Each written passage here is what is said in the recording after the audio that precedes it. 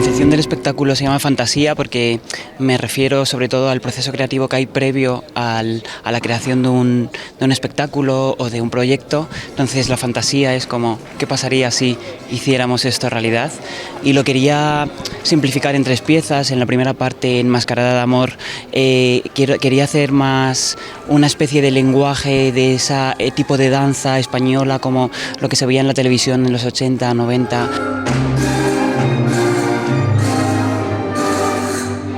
La segunda parte, que está interpretada por Antonín Perard, que es el artista invitado de París, que toca y canta en directo el piano, está más enfocado a ese tipo de danza del 2000 en el que introducíamos el piano dentro de la danza española, y un concepto mucho más contemporáneo, neutral y con un lenguaje mucho más personal de cada intérprete.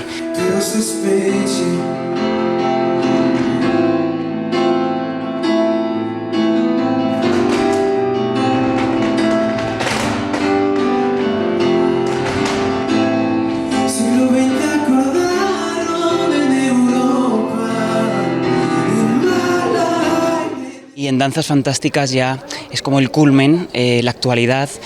como queremos representar que en la actualidad hay bailarines totalmente cualificados y profesionales con alta calidad técnica y artística dentro de la danza española, y interpretamos esta pieza de Danzas Fantásticas, las 3 Danzas Fantásticas de Joaquín Turina, que son Exaltación, Ensueño y Orgía, en el que queremos transmitir esa pujanza y ese saber hacer con sus quiebros, con sus bríos característicos de la danza española a través del lenguaje de la escuela bolera, que es el más complejo de interpretar a nivel artístico dentro de la danza española.